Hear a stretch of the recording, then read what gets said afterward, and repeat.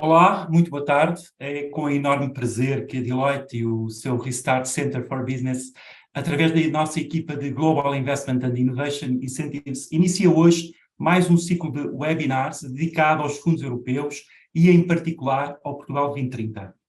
Terminado praticamente o Portugal 2020 e com um plano de recuperação e resiliência em curso, Portugal tem agora, sensivelmente, 23 mil milhões de euros do Portugal 2030, 31,5 mil milhões de euros se contabilizarmos e se contarmos com participação nacional, e bem assim diversos outros apoios financeiros e benefícios fiscais de apoio ao investimento que pode e deve utilizar como uma oportunidade única para alavancar investimentos relevantes que tenham um potencial impacto significativo na economia local, regional, nacional, no sentido de promover uma recuperação e uma efetiva convergência com a União Europeia que tanto ambicionamos.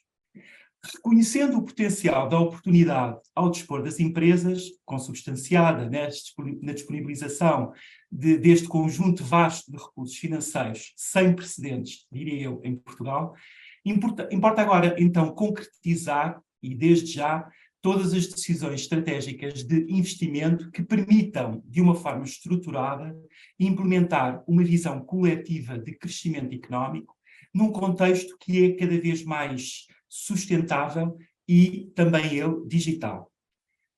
Compreendendo este enquadramento, a Deloitte vem assim, e uma vez mais, manifestar o seu total apoio aos nossos clientes, no sentido de ajudá-los a preparar o seu plano estratégico para os próximos anos e realizar o acompanhamento dos seus projetos no contexto deste novo ciclo de programação plurianual de fundos europeus. Desta forma, procuramos também contribuir para a criação e a manutenção de empresas que sejam económica e financeiramente mais robustas, que consigam gerar mais valor, mais riqueza e também mais emprego.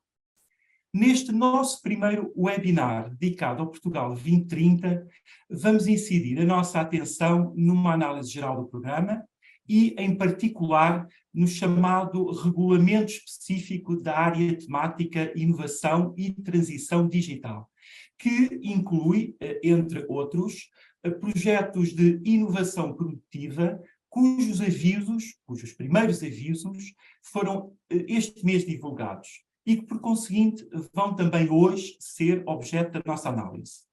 Aproveitaremos ainda para debater alguns apoios já pré-anunciados para as grandes empresas e que, estamos certos, serão do interesse de muitos daqueles que hoje nos acompanham. Portanto, para já, e propondo continuar este nosso primeiro webinar dedicado ao Portugal 2030, proponho ouvir o engenheiro Luís Guerreiro, presidente do Conselho de Administração do IAPMEI, a quem desde já aproveito para agradecer a sua participação neste nosso primeiro webinar e a quem começo por questionar quais as expectativas das nossas autoridades públicas, em termos gerais, e do IAPMEI em particular, para este novo ciclo de programação plurianual de fundos europeus e quais, no fundo, os principais desafios e novidades que subjazem este Portugal 2030, quando comparado, em particular, com o seu antecessor, o designado Portugal 2020. Senhor Engenheiro, a palavra, neste momento, passa a ser sua.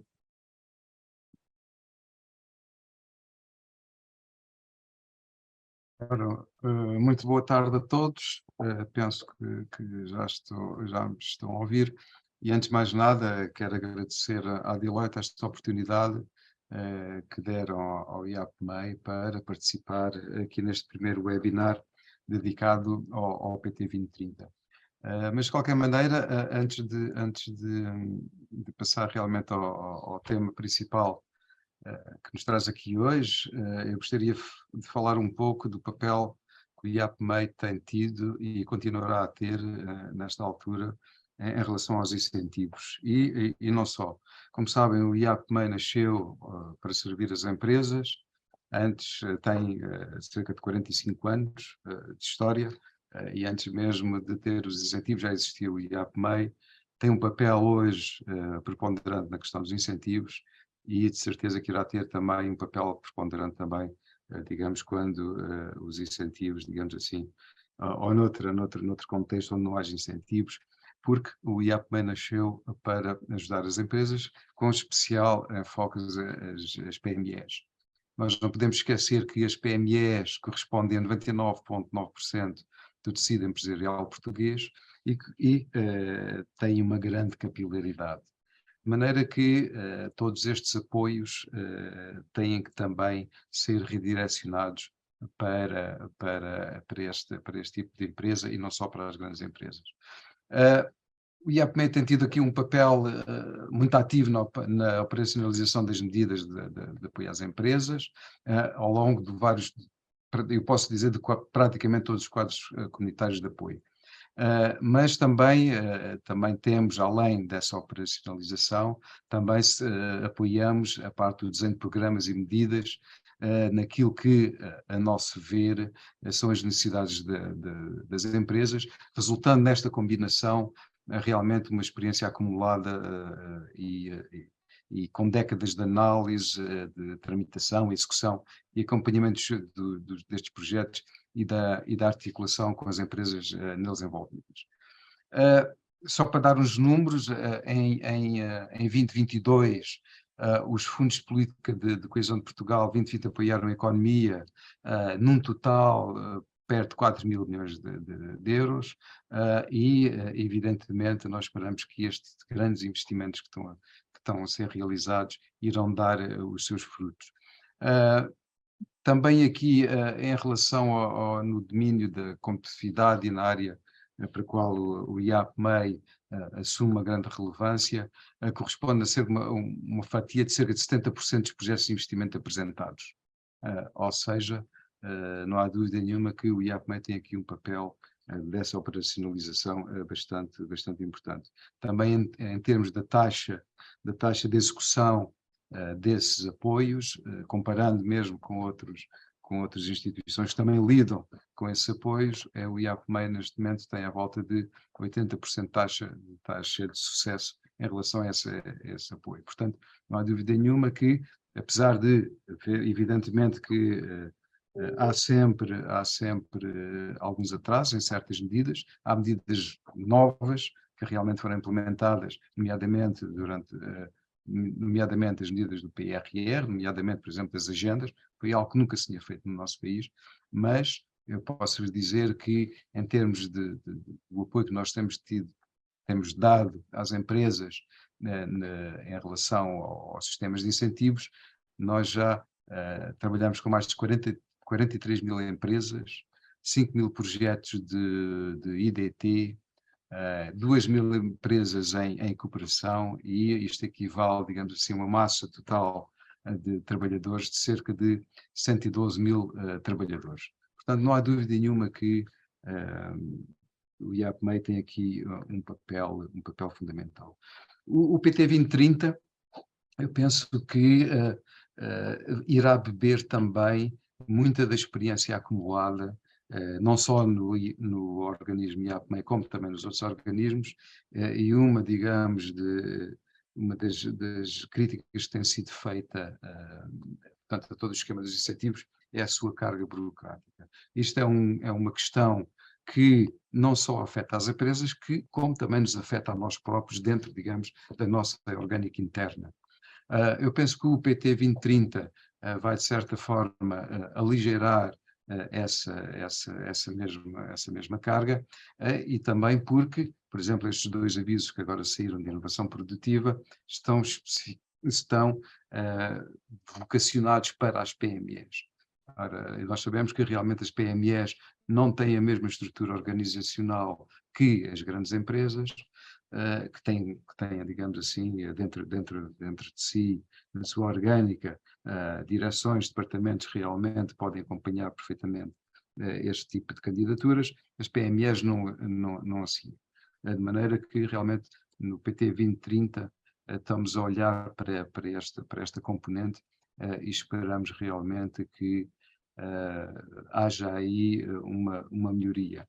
Outra melhoria que também nós queremos que aconteça no PT 2030 e também fruto da experiência que tem vindo a ser acumulada é realmente no tempo de de análise do projeto e das decisões dos projetos.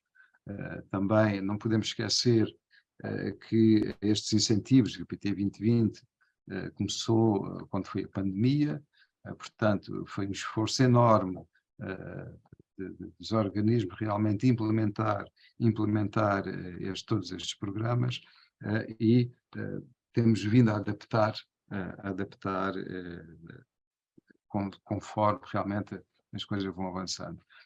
Evidentemente também temos que encarar que em termos de investimentos e aquilo que tem sido feito a nível agora também noutra componente das universidades e de todo o tecido tecnológico português vai se manter no PT 2030, especificamente nestes dois avisos, ou seja, a competitividade das empresas só poderá melhorar, só poderemos competir lá fora, porque realmente o grande objetivo aqui é aumentar a especialização das nossas empresas, é aumentar as nossas exportações, é fazer com que realmente o tecido empresarial seja mais resiliente, haja um aumento de capitalização das empresas, e isso só há uma via. E a via, não há dúvida nenhuma, é pelo aumento da competitividade através da inovação. E a inovação, decididamente, que passa por toda uma transição digital, que o IAP está a apoiar e que estes programas incentivam. Aliás, há majorações, exatamente em termos de incentivos para as empresas que também elas conseguirem atingir realmente e aumentar a sua densidade de digitalização. Portanto, há esta componente da transição digital e há também depois uma segunda componente da transição energética que também está associada a todo este paradigma que agora nós estamos a viver novamente como uma guerra na Europa. Ou seja, digamos que estes incentivos e todos estes programas que têm surgido, têm nascido, têm sido operacionalizados sempre num contexto de crise. Que, como sabem, tem realmente afetado de sobremaneira não só a nossa economia, que é uma economia muito aberta, como as economias da Europa, em que, sendo nós uma economia aberta, qualquer distúrbio que haja numa Alemanha, numa França, numa Itália, imediatamente é refletida nas nossas empresas e nas nossas exportações. Outro ponto que eu gostaria aqui também de mencionar é que devemos reforçar de forma clara, ao nível das regras e dos pressupostos e da comunicação que nós temos com as empresas, o princípio de que a utilização dos fundos só pode ocorrer para criar valor, valor este com um sentido estratégico. Porque senão não vale a pena nós estarmos a investir, ou seja, será realmente infrutífero os investimentos que estão a ser feitos. De maneira que estes apoios públicos não devem ser encarados como uma rotina, como um suporte habitual à economia. Não, estes apoios públicos têm que ser vistos com a objetividade de que aquilo que nós queremos aqui é aumentar a competitividade das empresas. Portanto, por isso nós iremos ser bastante criteriosos em relação à avaliação e ao mérito dos projetos que irão ser submetidos. Como aqui já foi dito, a concretização total do PT 2030, na sua totalidade, são cerca de 23 mil milhões de euros dos fundos europeus em projetos que realmente estimulam e desenvolvem a economia portuguesa. Este valor irá estar disponível através de programas organizados em funções das prioridades estratégicas que irão ser aqui debatidas mais tarde, e é fundamental realmente que as empresas apostem nas prioridades de investimento definidas, pensando nessa estratégia que nós queremos implementar. Outro ponto que eu também penso que é bastante relevante e cada vez será mais, e agora, dado que estes dois avisos são focados especialmente nas PMEs, é a questão da sustentabilidade. Neste momento, a norma do DNSH, que, por exemplo, já imperava nas agendas mobilizadoras, ou seja, os investimentos ali realizados já tinham essa norma. Aqui, no PT 2030, vai ser regra. Ou seja, a elegibilidade das operações propostas vai depender do cumprimento desse princípio, e o qual, mesmo simplificado, por vezes não é simples. Ou seja, para serem apoiadas, as operações de investimentos devem respeitar o princípio de não prejudicar, como que é mesmo o do not significant harm, não prejudicar significativamente os objetivos ambientais. Isto, por exemplo, traduz-se na exigência de emissões nulas no financiamento de aquisições de equipamentos, em processo de avaliação do impacto ambiental, ou seja, a elegibilidade dos projetos de investimento vai também depender do cumprimento deste princípio e, evidentemente, irá ser fundamental. Voltando agora, digamos assim, esta pequena introdução que estou aqui a fazer, voltando agora aos dois avisos que saíram, do PT 2030, que é a inovação produtiva em territórios de baixa densidade, e um segundo de inovação produtiva em outros territórios. Estamos a falar à volta de 400 milhões de apoios que nós temos, vocacionados, tal como eu disse, para as PMEs. Os limites, digamos, estão balizados entre os 25 mil euros e os 25 milhões de euros,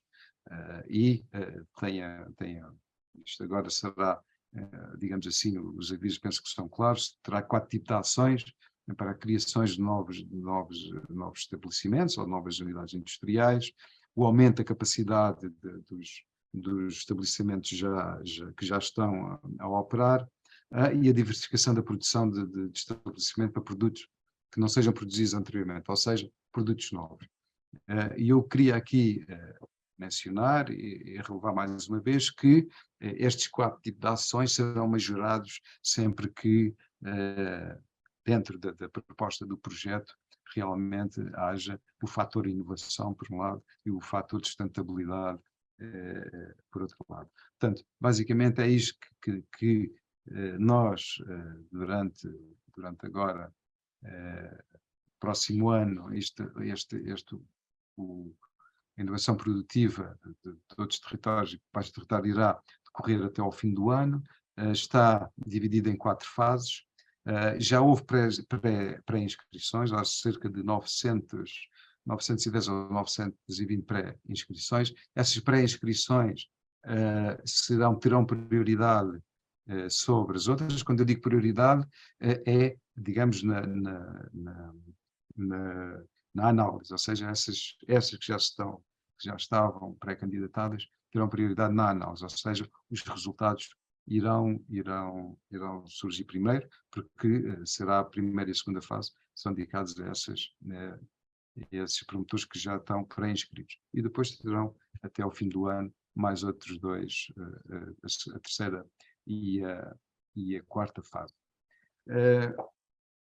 Em relação ainda à inovação, àquilo do significado, porque é que se dividiu estes dois em outros territórios e territórios de baixa densidade, especialmente dedicados às PMEs, é para tentar, digamos, minimizar a assimetria, a grande assimetria que nós temos a nível do nosso país, entre a zona litoral e o interior do país.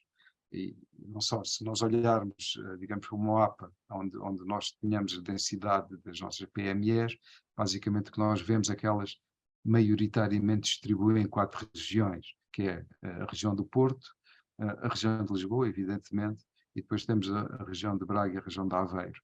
Pronto, depois destas chega ali a região central. Mas basicamente todas elas junto ao litoral. Dividiu-se exatamente para tentar realmente ter em linha de conta a especificidade do interior do país, e, mais uma vez, realmente para que essa assimetria conseguíssemos nivelar um pouco mais essa assimetria e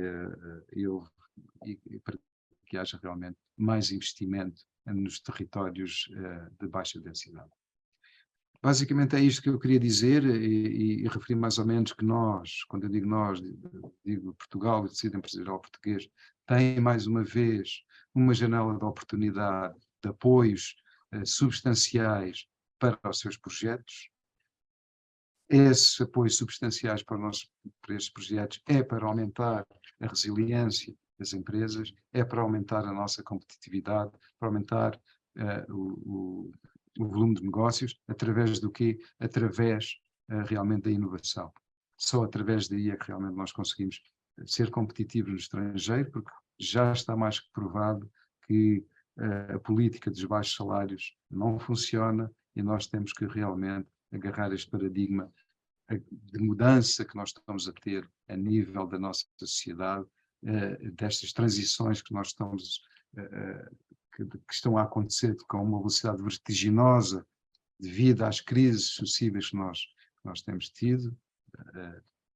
A crise do Covid fez-nos olhar, por exemplo, as relações de trabalho de uma maneira completamente diferente. Nunca nós pensávamos de colocar as pessoas a trabalhar em casa praticamente de um dia para o outro. Foi um esforço extraordinário das nossas empresas terem conseguido isso. Foi também um esforço extraordinário do governo ter realmente apoiado esse grande esforço. Portanto, há aqui mais uma vez uma janela de oportunidade que eu penso que todos nós temos que agarrar com especial enfoque nas nossas empresas e para se reinventarem, fazerem as suas reengenharias e realmente tornarem-se umas empresas competitivas para o futuro.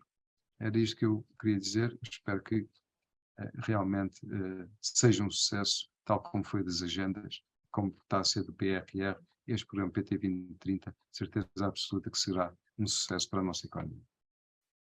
Muito boa tarde. Muito obrigado, Sr. Engenheiro, e agradecendo uma vez mais, claro, a sua participação e o facto de ter aceito aqui estar hoje connosco. Para nós muito nos honrou. Muito obrigado pela participação neste nosso primeiro webinar dedicado ao Portugal 2030.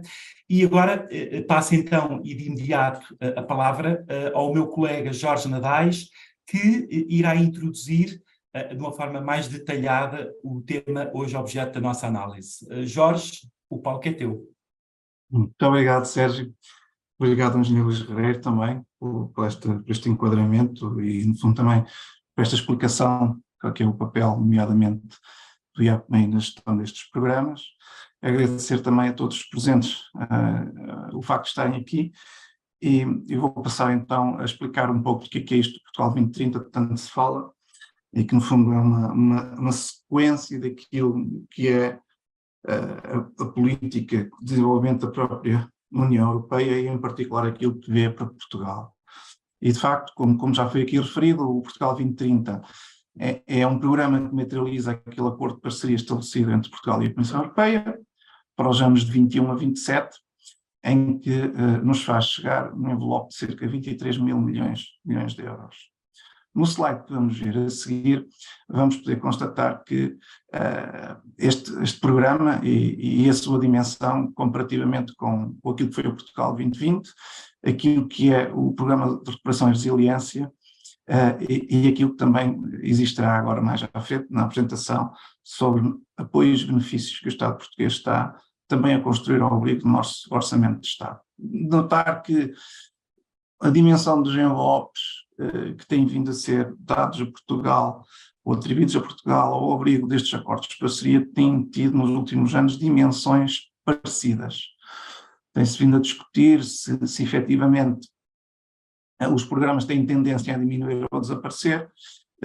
Infelizmente ou felizmente, ou infelizmente e infelizmente, isso não tem acontecido, muito por culpa do facto da própria União Europeia estar a crescer a ritmos significativos e Portugal não estar a crescer mais rápido que os demais países da União Europeia, portanto não está a conseguir, de uma forma consistente, fazer o seu processo de convergência regional a nível europeu. E daí a necessidade de manter estes níveis de envelope financeiro para o desenvolvimento das nossas regiões, das nossas pessoas e da nossa sociedade. Comparativamente com aquilo que é o Plano de Recuperação e Resiliência, só explicar que O plano de recuperação e resiliência foi desenhado num contexto muito particular, foi desenhado para responder a um evento, a um choque externo, que foi a pandemia, Covid-19. Foi agora, ou vai ser agora, ou está a ser agora, no fundo, reformulado, reprogramado, em função também de um choque que tivemos forte, que foi a guerra da Ucrânia com a Rússia, e todos esses eventos têm vindo a condicionar, de alguma forma, a fazer a necessidade de alterar aquilo que são as distribuições e as políticas que decorrem da implementação deste programa de recuperação e resiliência. Bom, os 16,6 mil milhões de euros são, de facto, um envelope extraordinário para atacar áreas muito particulares, e como falou o engenheiro Luís Guerreiro, uma delas é também o tema das empresas e o tema das agendas mobilizadoras, tal qual foi comentado, mas também, e aí de alguma forma similar àquilo que o Portugal 2030 procura, também muito sobre a transição climática e a sustentabilidade. Também temos muito essa dimensão. No slide seguinte vamos conseguir ver agora em particular quais são as agendas que foram definidas para o Portugal 2030 e quais os objetivos programáticos, estratégicos que estão subjacentes a esta implementação do Portugal 2030. Portanto, diríamos que numa primeira linha temos a agenda das pessoas, as pessoas em primeiro lugar, melhor equilíbrio demográfico, maior inclusão e menos desigualdade, isto dentro do objetivo estratégico de uma Europa mais social. Esta agenda, como aí conseguiram ver, pesa cerca de 17% do programa. A agenda 2, da inovação, digitalização e qualificação como motores de desenvolvimento, é, no fundo, a dimensão com maior peso no programa, com cerca de 8,3 mil milhões de euros e 36% do próprio programa. Não deixa de apostar numa Europa mais social também, mas essencialmente numa Europa mais competitiva e inteligente, e, portanto, é o foco, tal como o engenheiro Luís Guerreiro estava a dizer, é o foco de nos capacitarmos para nos tornarmos mais competitivos, nos especializarmos naqueles fatores que são diferenciadores para nós e, dessa forma, ser inteligente nessa especialização e nessa concorrência e competitividade.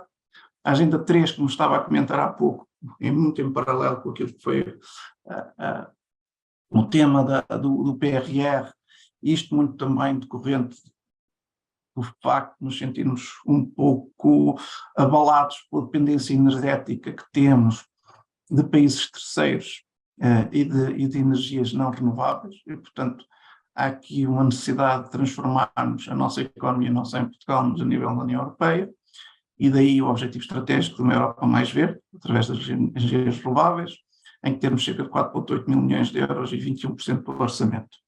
E, por fim, na agenda 4, a questão da coesão, da competitividade e coesão, isto é, de sermos um país que caminhamos em conjunto nas diferentes regiões do próprio país para uma convergência nacional e europeia e para uma competitividade nacional e europeia. E esta agenda, digamos, que vai abarcar grande parte das dimensões dos objetivos estratégicos que estão definidos no programa, seja uma Europa mais competitiva e inteligente, uma Europa mais verde, uma Europa mais social e mais próxima dos cidadãos, mas também uma Europa mais conectada. No slide seguinte, nós vamos ver então como é que isto é o breakdown do programa em termos dos seus diferentes programas operacionais. Portanto, aqui no gráfico podemos ver que os grandes programas, ou o programa com maior valor são os programas operacionais regionais, isto só para explicar. Os programas operacionais regionais são programas que, dentro de uma lógica regional, aplicam de uma forma mais específica a política geral que é definida para o desenvolvimento do país, tendo em consideração que são as especificidades de cada uma das regiões. São perto de 10 mil milhões de euros que estão aqui dentro dos programas operacionais regionais, sendo obviamente destacar o Programa Operacional do Norte, que tem cerca de 1/3 do orçamento, com 3,4 mil milhões de euros. Temos depois o Centro, com 2,2 mil milhões de euros. Temos depois o Alentejo, com os Açores, curioso, que estão valores muito próximos de 1,1 mil milhões de euros. Depois o Algarve e a Madeira, que também programas muito similares em termos de montante de budget, com níveis de 760 a 780 milhões de euros. E, por fim, o Programa Operacional de Lisboa, exatamente por ser uma região bastante mais convergente com a União Europeia daí serem atribuídos menos verbas, em cerca de 380 milhões de euros. Todos estes programas vão executar mecanismos que estão dentro dos diferentes programas operacionais temáticos, em que o maior é o programa operacional da demografia, qualificações e inclusão. Depois temos o programa operacional da inovação e digitalização, da transição digital, que é o programa que entraremos em mais detalhe nos próximos slides da apresentação com a minha colega Susana Enes. O programa operacional Ação Climática e Sustentabilidade e o programa operacional do mar. Estes programas que têm um conjunto de documentos orientadores e definem a sua política de atuação, os seus beneficiários, a estratégia definida, isso pode ser obviamente depois tudo consultado e posteriormente podemos entrar em mais detalhe noutros webinars sobre cada um destes programas. Em particular, e no slide que vamos ver a seguir, eu vou falar um pouco daquilo que é dentro do Programa Operacional de Inovação e Transição Digital, aquilo que são as medidas que estão especificamente direcionadas, onde que os beneficiários são também as empresas. Dentro do Programa Operacional de Inovação e Transição Digital temos beneficiários, para além das empresas que são as universidades, os centros tecnológicos, as associações, os clusters, que são entidades que são críticas para aquilo que é a dinamização do ecossistema nacional e empresarial de inovação e de investigação e desenvolvimento, e, portanto, esses são aqueles atores que terão o resto, o remanescente do budget para este programa operacional, mas de uma forma transversal diria que aquilo que são os apoios para as empresas estão focalizados nesta ação de desenvolvimento empresarial e internacionalização das PMEs, incluindo os investimentos produtivos que o engenheiro Luís Guerreiro estava a explicar e que mais tarde entraremos em detalhe, relativamente ao aviso que foi publicado recentemente no início de maio. E aí está um budget de cerca de quase 1,4 mil milhões de euros. Em segundo lugar, surgem os projetos de eficiência energética e demonstração das PMEs e grandes empresas, em cerca de 575 milhões de euros. Isto para dizer o quê também? É comentado que, de facto, as grandes empresas têm muitas limitações a entrar dentro do Portugal 2030, e isto decorre exclusivamente de uma orientação política estratégica da própria Comissão Europeia em definir que nos fundos de FEDER, para este programa quadro, para este acordo de parceria, que as grandes empresas não deveriam estar incluídas naquilo que são os mecanismos de financiamento.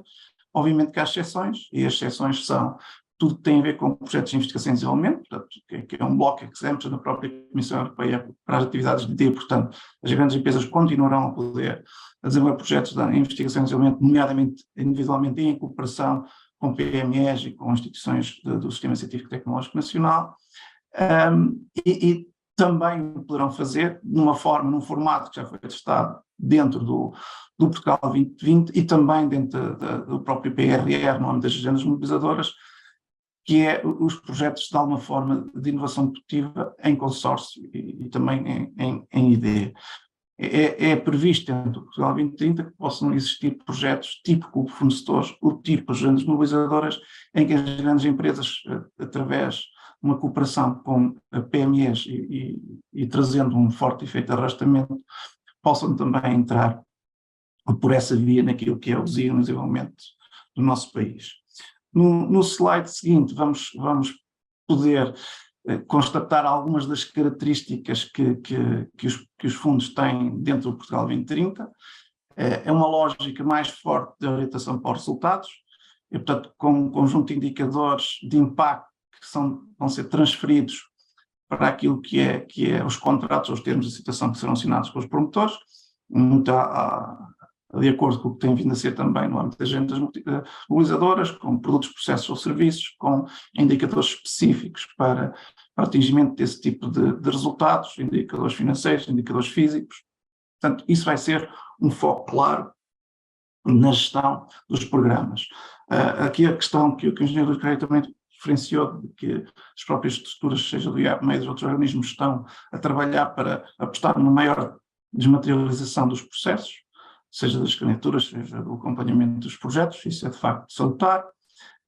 Os tipologia dos avisos que vão ser colocados, como já constatámos neste primeiro aviso, é a possibilidade de haver uma pré-qualificação para que as empresas possam começar os seus investimentos e também uma modalidade de avisos em contínuo com cut-off dates, muito em sintonia com aquilo que na própria Comissão Europeia a nível central tem vindo a ser feito, que dá maior previsibilidade e uma capacidade maior das empresas conseguirem adequar o processo de candidatura aos seus projetos de investimento. Também aqui de salutar esse modelo, que é um modelo bastante eficaz no nosso entendimento. O privilegiado das despesas, bom, temos aqui, de facto, o período desde o início do Portugal 2030 até ao final do Portugal 2030, sendo notar que no caso das empresas em particular, qualquer projeto que se queira iniciar, nunca se pode iniciar ainda antes da submissão da candidatura. Portanto, isso é uma nota que continua, apesar do período de elegibilidade já ter iniciado em função da entrada em vigor do próprio programa. Depois, existirão mecanismos de controle, quer dos resultados, quer de condições de acesso ou de elegibilidade dos projetos e dos beneficiários, e que haverá penalizações, obviamente, por incumprimento de uma ou várias dessas condicionantes e reduções eventuais até de apoio ou restrições totais em função daquilo que é a execução dos projetos. É algo que é parecido com o que era no passado, embora agora se preveja que possam haver ou existir acertos percentuais naquilo que são quer a taxa de apoio, quer a intensidade de apoio que é dada a cada projeto. Por fim, e no slide seguinte, só referir quais são as principais alterações e desafios que temos aqui no âmbito do Portugal 2030. Portanto, dar uma nota que faça ao Portugal 2020, temos os apoios à descarbonização, e isso sim mais próximo daquilo que o próprio Programa de Recuperação e Resiliência tinha. A nota, obviamente, que o programa está essencialmente focado nas PMEs, ainda que as grandes possam aceder em situações muito particulares e quando visem, obviamente, fazer arrastar as PMEs para os mercados ou para as cadeias de valor internacionais. Lá está uma lógica de investimentos colaborativos e também uma aposta muito grande naquilo que são os apoios à qualificação, isto muito em função daquilo que é a própria transição climática e energética que estamos a ter e a própria transição digital que estamos a sentir em todos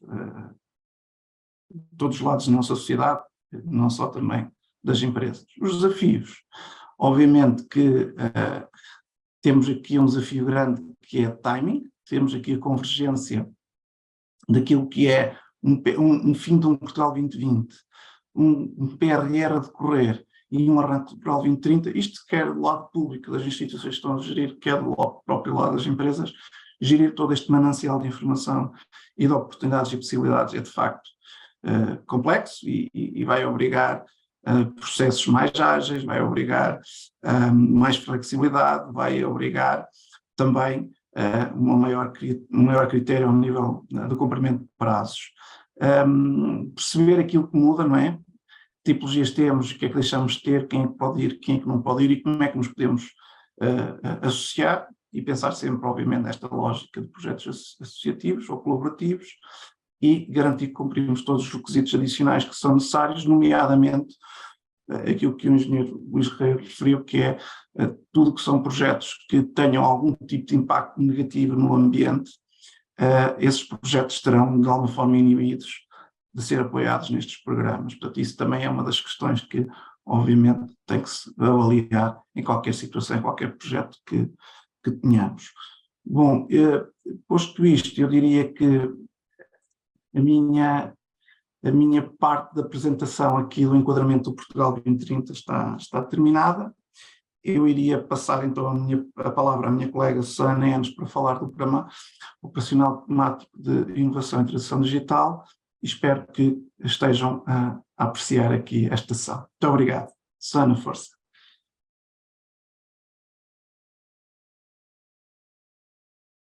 Olá, muito boa tarde a todos. Depois de um breve enquadramento do Portugal 2030, vamos finalmente agora falar sobre o Programa Temático da Inovação e da Transição Digital, que engloba as principais medidas de apoio às empresas. Já foi aqui referido da publicação em abril do regulamento específico para a área temática da inovação e da transição digital, uma vez que é este o documento base que vai estabelecer as regras aplicáveis aos diferentes sistemas de incentivos do Portugal 2030. Portanto, independentemente dos avisos que foram publicados e dos que virão a ser publicados no futuro, convém que as empresas tenham sempre presente quais são as premissas que este regulamento específico tem publicado. No início de maio foram publicados 2 dos avisos mais aguardados por parte das empresas. Foi dado assim o pontapé de saída do Portugal 2030. E são eles o Inovação Produtiva Outros Territórios e o Inovação Produtiva Territórios de Baixa Densidade, territórios estes que são definidos pela Comissão Interministerial de Coordenação. Cabe desde logo às empresas, nesta fase, identificarem qual é a localização do seu projeto de investimento para avaliarem qual dos 2 avisos poderão apresentar a sua candidatura. Ao longo da minha apresentação, sempre que for aplicável, vou fazer a diferenciação dos 2 avisos, quando for necessário, e no final darei um resumo de quais são as novidades que foram introduzidas no sistema de incentivos à inovação produtiva quando comparado com o anterior sistema de incentivos do Portugal 2020. Portanto, é neste momento que vamos dar as principais respostas que as empresas querem ter, que é relativamente a esta nova era de fundos europeus, quais são os apoios que estão em vigor, que tipo de empresas e que tipo de taxas e quais são os momentos em que podem e devem apresentar as candidaturas. Olhando aqui para o sistema de incentivos à inovação produtiva, são elegíveis os projetos que desenvolvam produtos ou soluções inovadoras, transacionáveis, internacionalizáveis, que estejam inseridos em cadeias de valor alargadas e que permitam gerar valor acrescentado. Portanto, como o engenheiro Luís referiu inicialmente, tem que ser projetos que tenham capacidade também para demonstrar o impacto que terão na economia. Já foi aqui adiantado, que eu penso que já não é novidade nenhuma, que as grandes empresas estão de fora destes avisos. Esta novidade já era expectável, porque nos avisos do registro de auxílio as grandes empresas não poderiam submeter um registro de auxílio para a inovação produtiva. Portanto, este regime passa a ser completamente exclusivo para as micro, pequenas e médias empresas. Aqui o projeto de investimento também deverá estar alinhado com os objetivos dos próprios avisos, ou seja, promover a alteração do perfil de especialização da economia portuguesa e contribuir para a competitividade externa de Portugal. Fala-se muitas vezes se estes avisos contemplam empresas ou não que tenham uma componente de internacionalização. É expectável que o tenham, poderão ser penalizados, nomeadamente ao nível do mérito do projeto, se não o tiverem, mas isso nós vamos ver com maior detalhe à frente. Este sistema de incentivos de inovação produtiva é aplicável a todo o território nacional, havendo esta diferenciação destes 2 avisos distintos consoante a localização do projeto. Só dar aqui uma nota que, por vezes, há zonas geográficas e ou setores de atividade que poderão estar excluídos. Nestes avisos da inovação produtiva, no Alentejo Litoral, não são elegíveis as operações que estejam inseridas no setor das energias renováveis, do setor agroalimentar e do turismo. Portanto, já vimos quem é que se pode candidatar e em que locais é que os projetos podem ser inseridos, mas que tipologias de projetos existem neste contexto do Portugal 2030 da inovação produtiva. Neste ponto em particular não temos grandes novidades, são as mesmas 4 tipologias que já tínhamos no anterior quadro comunitário. Em primeiro lugar, a criação de um novo estabelecimento. Em segundo lugar, o aumento da capacidade de um estabelecimento existente, sendo que este aumento tem que ser no mínimo de 20% da capacidade instalada e tendo aqui como referência o ano pré-projeto. Ou seja, a empresa tem que demonstrar que o seu projeto vai ter um aumento da capacidade e este aumento da capacidade pode ser medida ou com um indicador financeiro, e aqui é medido através do valor bruto da produção, ou então um indicador técnico que seja devidamente fundamentado. Terceira tipologia, a diversificação da produção para produtos não produzidos anteriormente, aqui existe um requisito para que o projeto tenha enquadramento nesta tipologia. A despesa elegível deve exceder pelo menos 200% do valor contabilístico dos ativos que são reutilizados. E aqui vamos ter o ano de 2022 como ano de referência. Por último, na alteração do processo fundamental, podemos ter aqui também a quarta tipologia.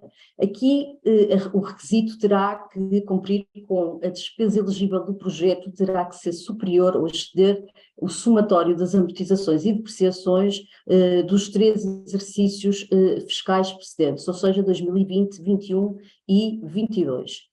Só para dar nota que uma candidatura pode ter mais de uma tipologia, a empresa deverá justificar qual é a tipologia dominante na própria candidatura. E quais são as regras que as empresas têm que cumprir quando tiverem que apresentar estas candidaturas? Para além das regras, como eu referi, que existem no regulamento específico, de que são exemplo, a empresa não pode estar em dificuldade financeira, deverá ter uma situação económica e financeira regularizada, entre outros. Existem condições específicas que os próprios avisos têm refletidos no seu documento. São eles fontes de financiamento, ou seja, as empresas têm que demonstrar que dispõem de fontes de financiamento para assegurar a realização do seu projeto. Se, também relacionado com o financiamento dos projetos, no seu plano de financiamento contemplarem uma das fontes de financiamento for através de capitais próprios, seja ele através de capital social, incorporação de suprimentos ou até prestações suplementares, a empresa, até à data do primeiro pagamento, terá que realizar 25% desses capitais próprios. Se eu tiver no plano de financiamento que vou cobrir o meu projeto de investimento com 100 mil euros, até à data do primeiro pagamento eu tenho que realizar 25 mil euros, que é um dos requisitos. Este aviso também traz uma novidade que em alguns avisos no anterior quadro comunitário existiu e noutros e deixou de existir, não era muito regular, mas é importante e será só aplicável no caso das candidaturas ao Programa de Inovação e da Transição Digital e nos programas regionais do Norte e do Centro. E qual é este indicador? É um indicador do impacto do investimento que é medido sobre a despesa elegível sobre o ativo fixo líquido do pré-projeto, tem que ser maior ou igual a 10%. Ou seja, numa análise prévia e mediante, mais uma vez, a localização do projeto, a empresa deverá validar se cumpre com este requisito, porque este requisito, em alguns casos, poderá ser eliminatório da sua elegibilidade. Já foi aqui referido também do No Significant Harm, o novo princípio que as empresas terão que demonstrar que cumprem. O tema da sustentabilidade e do clima começa a ganhar um peso cada vez maior, não só começamos agora a ver aqui nas condições de acesso, mas também ao longo de vários requisitos do ciclo de vida do projeto. Portanto, aqui as empresas, nenhuma empresa poderá fugir e terá que demonstrar que a sua atividade, os bens produzidos decorrentes do projeto de investimento cumprem com todas as normas e todas as prioridades da União Europeia em matéria de ambiente e clima. Portanto, aqui, mais uma vez, a área da sustentabilidade e do clima a ganhar muito peso neste tipo de cumprimentos. E então, quais são as despesas elegíveis, o que é que poderá ser considerado elegível neste tipo de candidaturas? Aqui também podemos não ter grandes novidades, são elegíveis os ativos corpóreos que dizem respeito à aquisição de máquinas e equipamentos, algo que já víamos no passado, incluindo aqui também o software necessário à implementação destes ativos, os ativos incorpóreos, ou seja, a transferência de tecnologia, e temos uma outra rúbrica que é elegível, que é denominada outras despesas de investimento, que podem ser serviços de engenharia, estudos, diagnósticos, a própria certificação dos revisores oficiais de contas, relativamente às despesas incorridas no âmbito do projeto. Basicamente são estas as despesas elegíveis, mas que limites é que são impostos às despesas? Existe um limite mínimo de 250 mil euros, portanto só será elegível uma candidatura que apresente um projeto que tenha como investimento elegível superior a 250 mil euros e inferior a 25 milhões de euros. Existem outros limites consoante a natureza das despesas. As outras despesas de investimento que referi anteriormente não podem exceder 20% das despesas elegíveis da operação, ou se excederem só serão elegíveis até a esses 20%. Se estivermos a falar do tipo de despesa com a área da construção civil ou da remodelação de instalações das empresas, temos aqui, dependendo da região e do setor, diferenças ao nível dos limites. Se estivermos a falar no NUTS 2 do Norte, Centro, Lisboa e Alentejo, o turismo terá como custos com a construção aqui de edifícios ou obras de adaptação, um máximo de 60% das despesas elegíveis e a indústria 35% das despesas elegíveis. No NUTS 2 do Algarve, indústria e turismo tem aqui um teto máximo de 70% e, em alguns casos, dependendo do enquadramento na RIS3 regional e na inovação, poderá ter uma percentagem superior. Ainda no contexto dos limites, existe um cap de 5 mil euros para as despesas pelos contabilistas certificados e os revisores oficiais de contas, no contexto da validação das despesas dos pedidos de pagamento, e ainda um cap de 15 mil euros para estudos ou relatórios relacionados com o princípio do Significant Harm. Só deixo aqui uma nota final que eu acho que é bastante relevante, mas não traz novidade nenhuma, mas mantém-se uma das regras de ouro das candidaturas. Não são elegíveis as despesas que são submetidas após a data da candidatura e, nos casos das empresas que submeteram os registros de pedidos de auxílio, a data do pedido de auxílio, incluindo os estudos de viabilidade. E agora, que taxas é que as empresas poderão esperar que sejam aplicadas a estes dois avisos?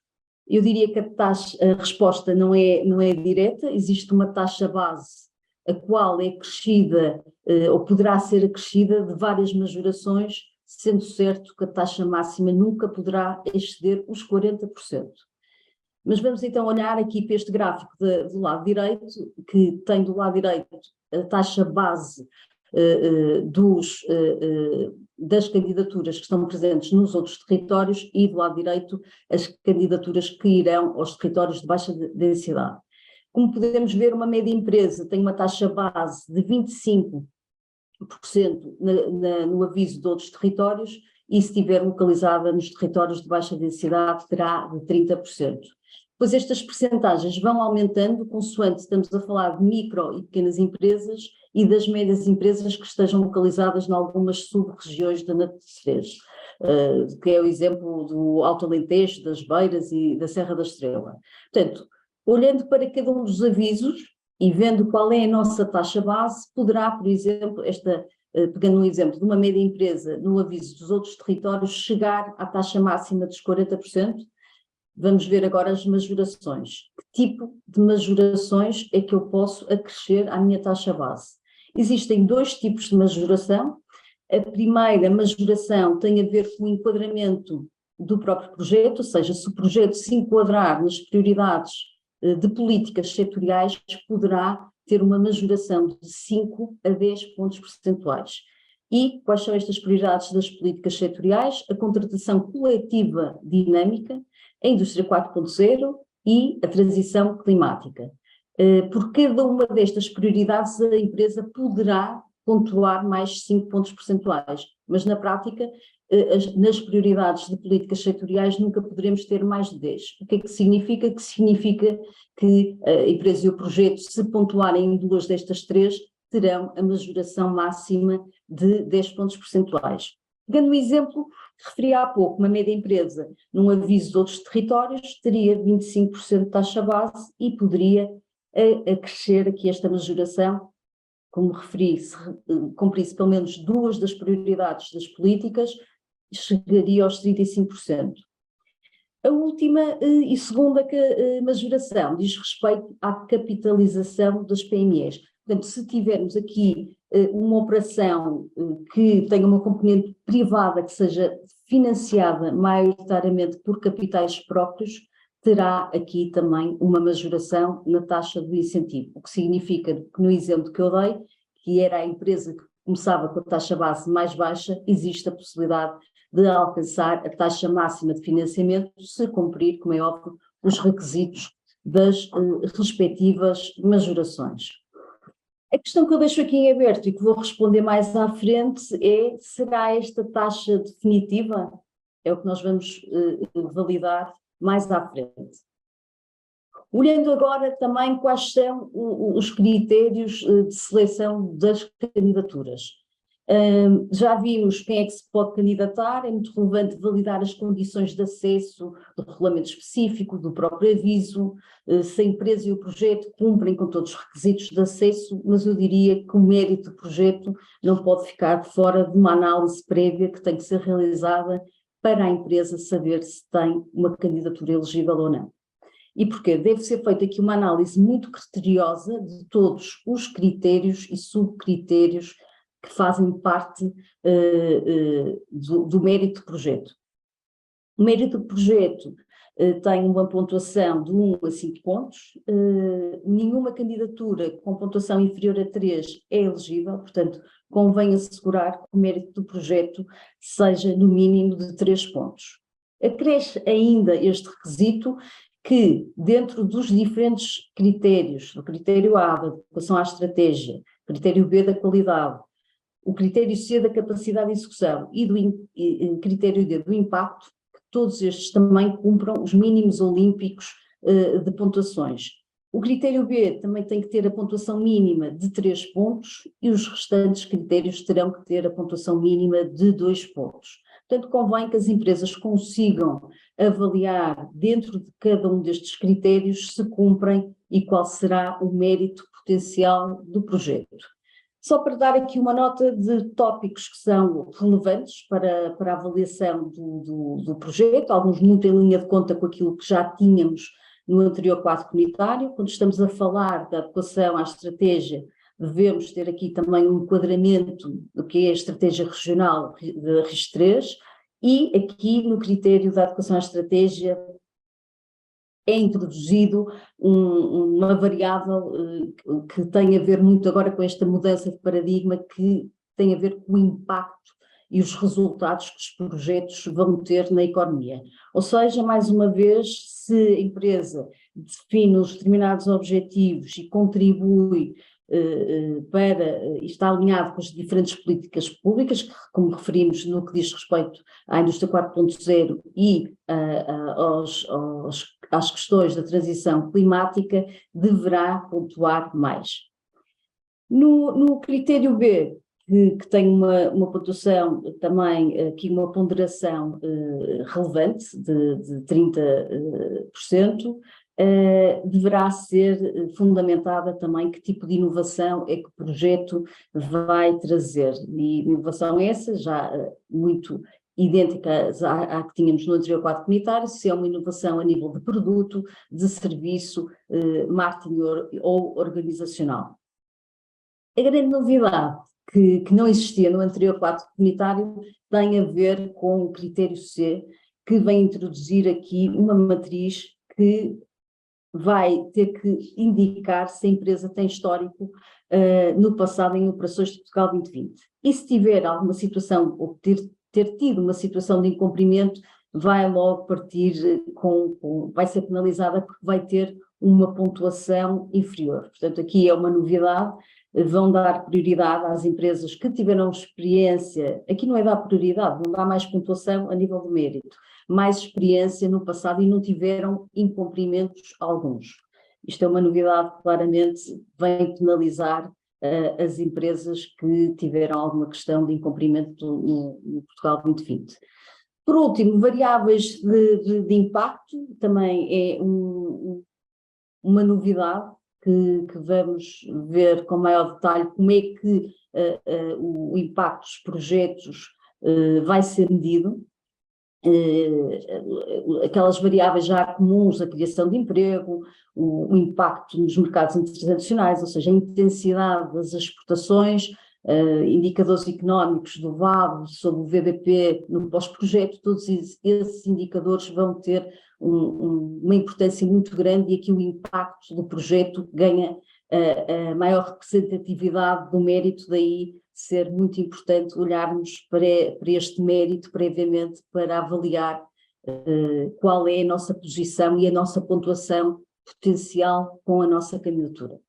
Aqui também refiro, para além do mérito absoluto, que vai analisar a melhor relação entre o montante de investimento, de apoio e o próprio projeto, existe a introdução do mérito relativo, que é a comparação da minha pontuação, da média do mérito da operação, com o mérito das restantes candidaturas que são apresentadas na mesma fase. Como o engenheiro já referiu, vão existir várias fases para a apresentação das candidaturas, existe aqui também este mérito relativo que vai nos posicionar quando comparados com as restantes candidaturas que vão ser apresentadas. Agora, como é que nós vamos medir os resultados do projeto? No slide seguinte conseguimos ver claramente que existem novidades ao nível das penalidades, ou seja, esta para mim é das maiores novidades que foi introduzida no sistema de incentivos à inovação produtiva, que tem a ver com mecanismos de penalidades, ou seja, eu lá atrás fiz a questão, mas esta taxa máxima de 40% é definitiva? Vamos ver que pode não ser, ou seja, eu posso apresentar um projeto, ter uma taxa de incentivo aprovada de 40%, mas depois vou ter dois momentos críticos que vou ter que aferir os resultados do meu projeto. Momentos esses que são, o primeiro momento é no momento do encerramento financeiro da operação. Há aqui a introdução de um novo indicador de realização, que não tínhamos no passado, que tem a ver com as inovações introduzidas na empresa. Quando apresento a candidatura já vou ter que referir que inovações eu pretendo introduzir com a realização do projeto e esse indicador vai ficar contratualizado. Portanto, neste momento do encerramento do projeto, eu vou avaliar o grau de cumprimento deste indicador, que me vai medir o resultado real, realizado, se cumpri ou não com estas inovações introduzidas a que me propus, sobre o resultado o indicador que estava contratualizado. E vamos chegar aqui ao grau de cumprimento. No máximo, podem ver na tabela do lado esquerdo em baixo, eu posso ter uma penalidade até 2 pontos percentuais, independentemente do aviso ser noutros territórios em baixa densidade. Este é o pior cenário e a maior penalidade nesta fase. Mas se eu tiver ou um grau de cumprimento superior a 85% nos outros territórios ou 70%, superior ou igual a 70% em baixa densidade, eu não vou ter nenhuma penalidade.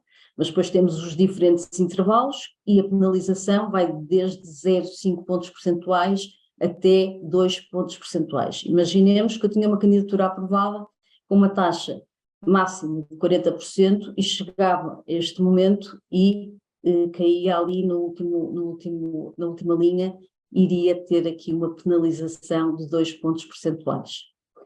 As penalidades não acabam neste momento, ainda há um segundo momento que é o ano cruzeiro, o segundo ano completo após a conclusão do projeto. Aqui vamos avaliar os indicadores de resultado e qual é o resultado da operação. Os indicadores de resultado já são muito comuns e utilizados nos projetos, são os projetos de trabalho criados, os empregos qualificados criados, o aumento de negócios e o aumento de valor acrescentado por colaborador. Estes indicadores foram identificados na candidatura, quais foram os valores que era expectável eu atingir no ano cruzeiro. Chegado o ano cruzeiro, eu vou aferir o resultado da operação, que vai escolher apenas 2 destes 4 indicadores e vamos escolher os melhores, ou seja, aqueles que conseguimos, comparando o valor real atingido no ano cruzeiro sobre o valor contratualizado, aquele que tiver o valor maior e que permita pontuar. Estes 2 indicadores que são escolhidos vão ter a mesma taxa de ponderação, valem o mesmo, 50-50, e no final teremos o chamado resultado da operação. Qual é a penalidade nesta situação? Se este resultado da operação for igual ou superior a 85%, ou 70% nos outros territórios e territórios de baixa densidade, respectivamente, está tudo bem, não tenho penalidades. Mas se for inferior a estes 85 e 70, eu vou ser penalizado em 0,5 pontos percentuais por cada 2 pontos percentuais, até ao máximo de 3.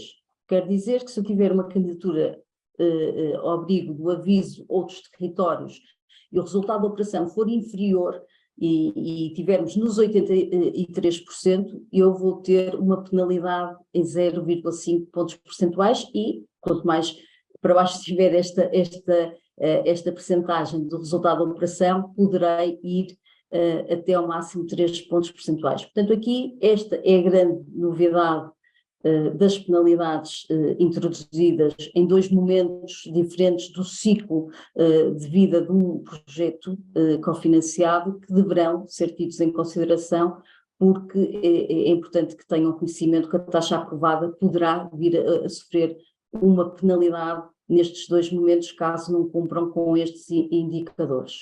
Portanto, acho que isto traz aqui bastante informação que deve ser também. Isto exige mais por parte dos promotores do investimento em definirem muito bem que indicadores é que vão apresentar nas suas candidaturas para, no futuro, também não terem aqui grandes impactos. E no final do dia, se considerarmos estes 2 momentos, poderá haver aqui de um agravamento até 5 pontos percentuais. Portanto, estas são as principais alterações ao nível da aferição dos resultados. As candidaturas poderão ser submetidas em 4 fases distintas, como podemos ver no slide seguinte. A primeira fase termina já no dia 2 de junho e é exclusiva para os registros de pedido de auxílio que foram submetidos até 30 de novembro. E a fase 2 também para os registros de pedido de auxílio que foram submetidos também ao abrigo do aviso número 2. A grande novidade de aqui também é estas fases em contínuo, que são, eu penso que é uma grande vantagem para as empresas. Temos a fase 3 que termina em 29 de setembro e a fase 4 que termina em 15 de dezembro.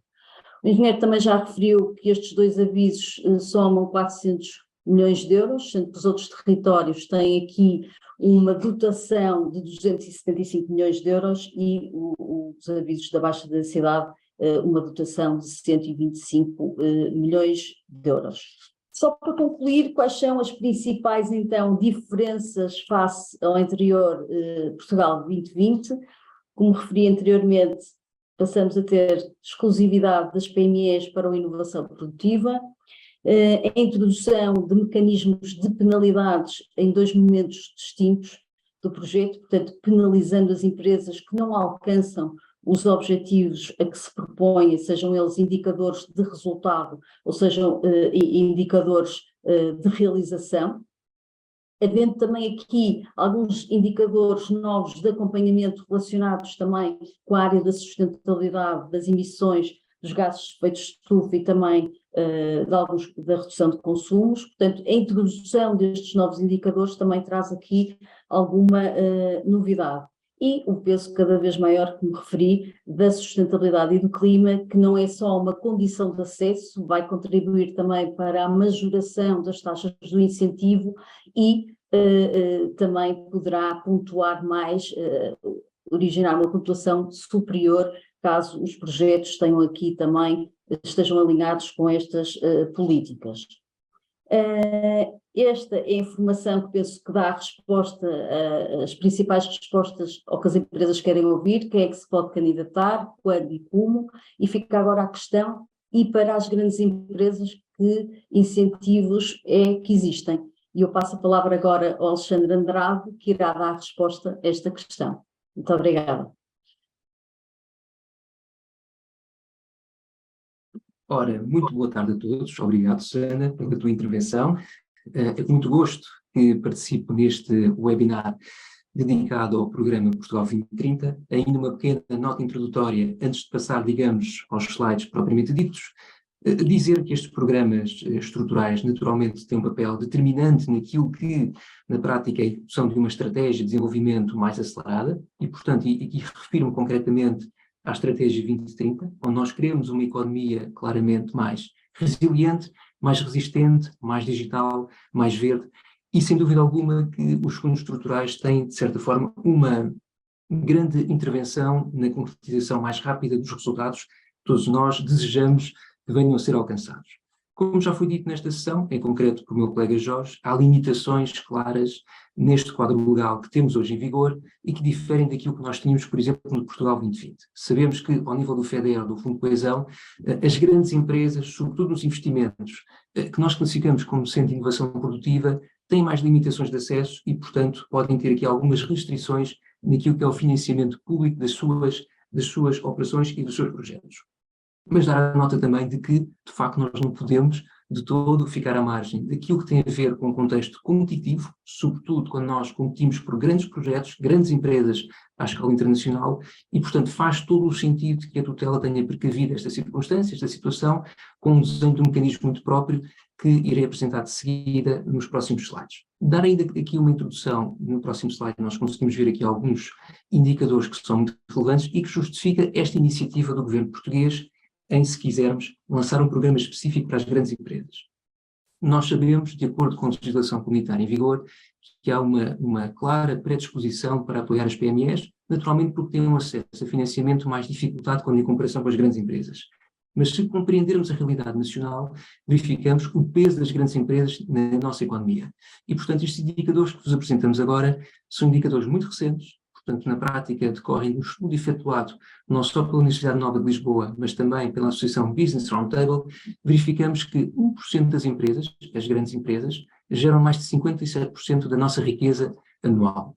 Olhamos também para o valor das exportações, que equivale a 62%, para os gastos com pessoal, cerca de metade daquilo que é a contribuição paga, digamos, em termos de remunerações.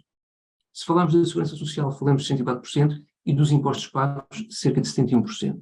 E por aqui nós conseguimos compreender a relevância extrema que as grandes empresas têm no tecido económico português. Naturalmente que as grandes empresas têm um efeito alavanca, e é isso que nós queremos demonstrar neste slide. Este efeito alavanca verifica-se não só na sua capacidade exportadora, verifica-se não só também naquilo que nós podemos dizer no arrastamento daquilo que é um conjunto de empresas a montante ou jusante da sua cadeia de valor, e diria inclusive naquilo que é o impacto socioeconómico da sua região de implementação e sobretudo dos grandes projetos de investimento. E aqui refiro-me claramente à capacidade de emprego que estes projetos conseguem aportar, de regra geral, nos casos que nós temos tido conhecimento. E, portanto, naturalmente, que em termos de eficácia e de eficiência daquilo que é uma estratégia pública de investimento, apoiar as grandes empresas é extremamente relevante, sobretudo quando sabemos que os grandes projetos são realizados em grande parte por este tipo de organizações.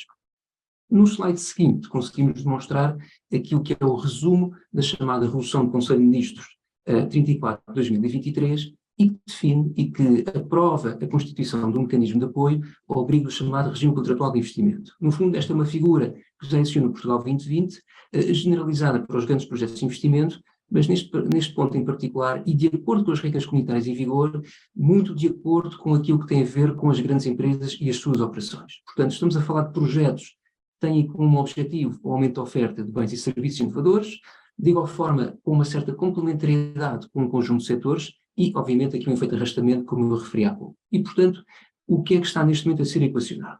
Falamos de uma verba de 150 milhões de euros por ano, até 2027, e, portanto, se olharmos para este horizonte temporal, estamos a referirmos a cerca de 750 milhões de euros nos próximos anos a atribuir no contexto de grandes operações que possam ser feitas ao abrigo do regime contratual de investimento e onde as grandes empresas vão ter acesso, situação esta que vai ser financiada ou vai ser, de certa forma, suportada não tanto pelo FEDER ou pelo Fundo de Coesão, mas por verbas do Orçamento de Estado português, de igual modo com reembolsos de programas anteriores, como o Portugal 2020, ou eventualmente reembolsos de projetos que foram aprovados e que depois não foram executados na plenitude e que possam alimentar uma vez mais este novo programa. E, portanto, é uma verba bastante considerável. Estamos, de certa forma, a falar de incentivos financeiros para as grandes empresas, no contexto da inovação produtiva, que, nesta forma, estão, de certa forma, limitados naquilo que tem a ver com os avisos que foram apresentados pela minha colega Susana. No slide seguinte, podemos constatar a caracterização daquilo que são os projetos ao abrigo do regime contratual de investimento e, portanto, esses mesmos projetos têm características específicas, condições de acesso que nós vos vamos mostrar no slide seguinte e que estão relacionadas com a dimensão do investimento e, portanto, são operações que, a grosso modo, terão que apresentar mais de 25 milhões de euros de investimento, ou, por contrapartida, o promotor desse mesmo projeto terá que apresentar uma faturação consolidada de 75 milhões de euros, ou, se falarmos de entidades não empresariais, falamos aqui de um orçamento anual superior a 40 milhões de euros. E, portanto, isto são processos que são conduzidos, regra geral, pela AICEP, que é tutelada e mandatada pelo Governo para poder negociar um pacote de contrapartidas em função de um grande projeto de investimento que venha a ser apresentado, contrapartidas estas que, regra geral, estão indexadas, digamos, à criação de postos de trabalho, à geração de um volume de vendas apreciável, um crescimento do negócio da própria empresa e, inclusive, da própria margem do negócio dessa mesma empresa. E, portanto, há aqui um contexto de interação constante e de acompanhamento por parte da AICEP que, por contrapartida destes grandes projetos de investimento, contribui com incentivos financeiros, ao abrigo deste novo regime que irá ser, digamos, apresentado muito em breve, acreditamos nós, mas também com alguns benefícios fiscais que surgem como complemento àquilo que são os incentivos financeiros, concorrendo desta forma para os limites comunitários que estão estipulados, de acordo com o mapa de auxílios regionais, consoante a localização do próprio projeto. E falando dos benefícios fiscais, gostaríamos de apresentar, neste contexto da inovação produtiva, aquilo que serão eventualmente alguns mecanismos de apoio, os principais, que possam vir a ser tidos em consideração nas vossas operações de investimento, para além dos incentivos financeiros, situação esta que vos apresentamos de seguida no próximo slide.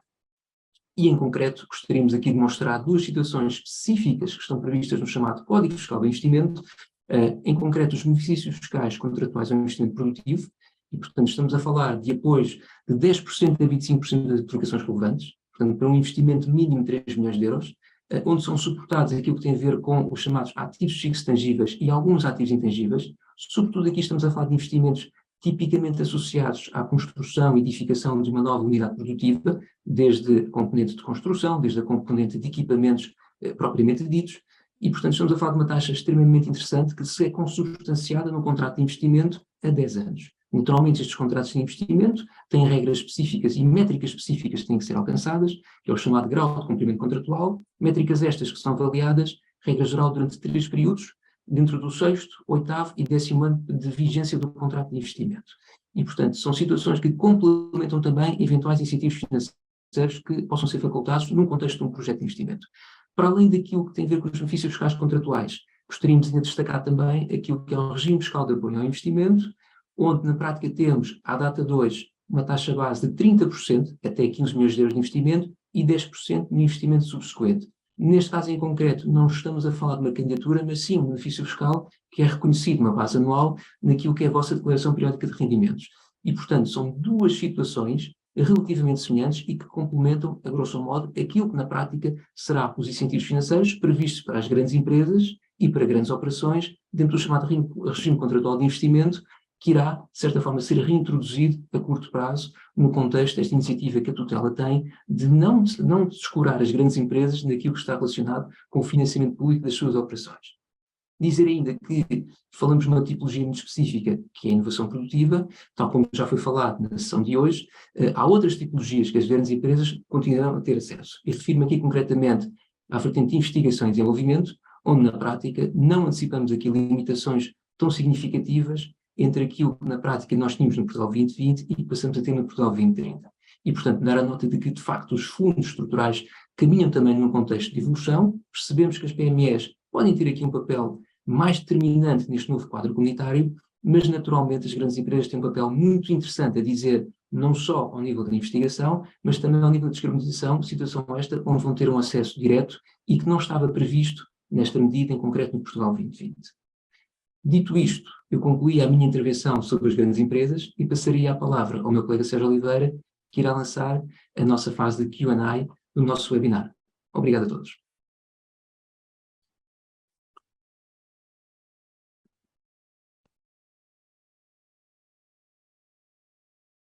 Sérgio, estás em mute. Ok, agora penso que já está bem. Sim, agora já estou a ouvir. Estava precisamente a agradecer as apresentações efetuadas pelo Alexandre, pelo Jorge e pela Susana, e como é óbvio, ao longo da tarde de hoje fomos recebendo aqui algumas questões. O tempo já começa a ser escasso, mas vamos procurar ainda assim responder a algumas delas, sendo que aquelas que não forem possível responder aqui, procuraremos chegar a quem nos colocou para depois, posteriormente, darmos as nossas respostas. Há aqui desde logo, e penso que esta questão das grandes empresas parece que suscitou aqui um interesse grande por parte dos nossos ouvintes, de quem nos está a acompanhar, e há logo aqui uma questão que é muito genérica, se calhar colocaria ao Jorge, que é, afinal de contas, as grandes empresas podem ou não podem apresentar candidaturas? E quando é que podem apresentar as suas candidaturas? Obrigado, Sérgio, obrigado a todos e obrigado pelas perguntas. Em primeiro lugar, portanto, dizer que é um tema que tecnicamente não é assim muito simples, mas dizer que, regra geral, os apoios são proibidos dentro da União Europeia, não é? E, portanto, aquilo que é a regra geral é que os países não podem beneficiar as suas empresas em detrimento das empresas que estão noutros países, não é?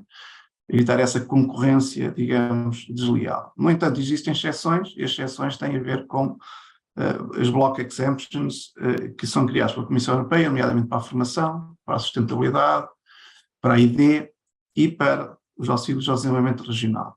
Os apoios que temos vindo a receber ao longo dos últimos anos e que estamos atualmente a ter também nestes programas que estão agora em vigor, são essencialmente programas para apoio ao investimento com finalidade regional.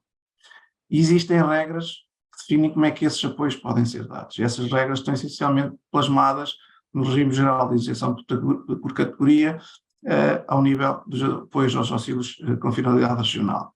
Por definição, as grandes empresas não estão excluídas dos auxílios regionais, dos auxílios de Estado com finalidade regional. E daí o exemplo dos benefícios fiscais, o exemplo do programa que o Governo criou para as grandes empresas poderem ser implementados e poderem apoiar as empresas, e as grandes empresas em particular, ao nível das suas estratégias de investimento. A limitação existe no Portugal 2030, porque existe naquilo que é o FEDER, portanto, naquilo que é o financiamento de projetos de investimento com finalidade regional através do Fundo de Desenvolvimento Europeu de Desenvolvimento Regional. E, portanto, é nesses casos, e em particular no Portugal 2030, que existe essa limitação.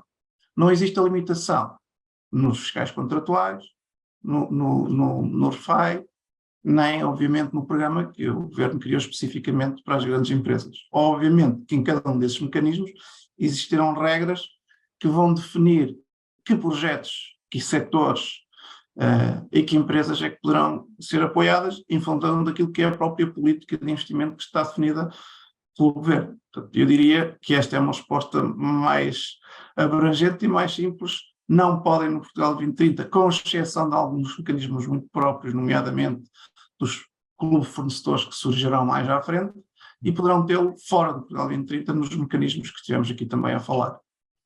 Muito bem, Jorge, obrigado. E já agora, se calhar pegando ainda nas grandes empresas, e se calhar passava para o Alexandre, há aqui uma outra questão que tem a ver com isto que tu acabaste de escrever também, de certa forma, Jorge, que é, para além dos incentivos para a inovação produtiva, para o investimento produtivo, agora com limitações fortes para as grandes empresas, quais são os outros apoios a que as grandes empresas podem concorrer? Alexandre. Bom, muito bem. Obrigado pela questão, Sérgio. Como nós dissemos nos slides que apresentámos, portanto, para além daquilo que tem a ver com este mecanismo de apoio, que esperamos que seja publicado em breve e que está focalizado nas grandes empresas, portanto, foi uma forma do governo português dar resposta à limitação própria que foi imposta na conceptualização do Portugal 2030, naquilo que tem a ver com investimentos de inovação produtiva. Naturalmente temos a questão dos benefícios fiscais. Naturalmente que é um complemento daquilo que será, digamos, a preocupação fundamental, que é obter incentivos financeiros, e vamos ver em que moldes esses incentivos financeiros vão ser atribuídos, qual é a taxa que vai estar associada, qual é a natureza do apoio, quais são as despesas elegíveis, quais são os setores que possam ser considerados neste contexto, mas os benefícios fiscais, sim, de facto existem, E se nós tivermos uma operação que tem por inerência começar já, no imediato, e portanto se nós tivermos o investimento a começar, um compromisso firme, digamos, a ter que ser celebrado por parte do promotor, e se não houver outras opções, podemos concorrer aos benefícios fiscais contratuais. Isso é uma situação que está prevista desde já e, portanto, nada impede do promotor poder submeter e solicitar um benefício fiscal relevante no contexto da sua operação.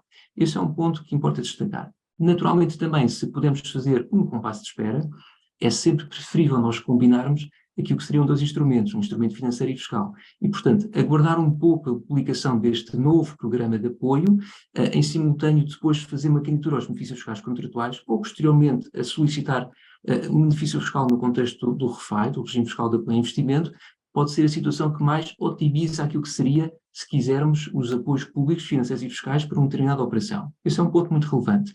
Dizer ainda que, ao nível daquilo que tem a ver com outras tipologias de investimento, naturalmente não sentimos que hajam tantas limitações, sobretudo ao nível da ID. Carece nesta fase a publicação dos regulamentos e dos respectivos avisos de abertura. E, portanto, acreditamos que tudo isto vai ser publicado muito em breve, razão pela qual temos que estar atentos, mas dar a nota de que, no limite, existem possibilidades, haverão mais, digamos, a curto prazo, mas podemos desde já submeter algumas candidaturas, por exemplo, aos benefícios fiscais contratuais. Muito bem, muito obrigado. É dizer que, entretanto, eu estava aqui a ouvir-te, Alexandre, e os nossos participantes colocaram, de facto, imensas questões, portanto, de um momento para o outro surgiram imensas questões, é impossível responder a todas. Se calhar colocaria uma última à Susana, para a Susana também ter aqui uma possibilidade de responder. Há aqui uma questão interessante que diz, mas afinal de contas, uma empresa exportadora pode ou não candidatar-se ao sistema de incentivos de inovação produtiva? Uma empresa que não seja exportadora. Antes de responder esta questão, só queria dar aqui uma nota, porque de facto são muitas perguntas e uma é muito comum a todos os nossos participantes, é que sim, vamos partilhar convosco os slides da nossa apresentação. Indo agora respondendo à tua questão, uma empresa que não seja exportadora, como referi no início da apresentação do Sistema de Incentivos de Inovação Produtiva, convém que os projetos tenham um caráter exportador.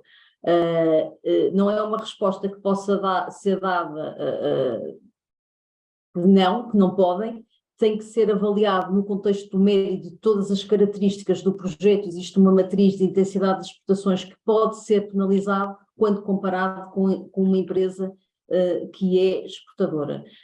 Dar nota que aqui também são consideradas as exportações não só diretas, mas também indiretas, à semelhança do que acontecia no anterior quadro comunitário, portanto não é uma resposta direta, pode ser mais penalizado a nível do mérito e não ser tão competitivo e não responder na íntegra, se o projeto não tiver impacto nas exportações, não responder na íntegra ao que são os requisitos deste regime de incentivos. Muito bem, Susana. Temos um minuto para terminar e este minuto é sobretudo para vos agradecer a participação de todas e todos neste nosso primeiro webinar dedicado ao Portugal 2030. Relembramos que, à medida que forem sendo publicados os novos regulamentos, os novos avisos, que sejam mais relevantes para as empresas, que iremos prosseguir com estes nossos webinars, com o intuito de divulgar e de informar os nossos clientes, pelo que muito em breve contamos retomar esta nossa iniciativa com um segundo webinar dedicado ao Portugal 2030. Esperamos que o nosso webinar de hoje tenha sido verdadeiramente útil. Relembramos ainda que estamos disponíveis para reunir convosco e discutir as vossas próprias iniciativas de investimento que possam ser potencialmente elegíveis ao abrigo dos apoios existentes e, por isso mesmo, não hesitem em falar connosco logo que entendam que seja oportuno.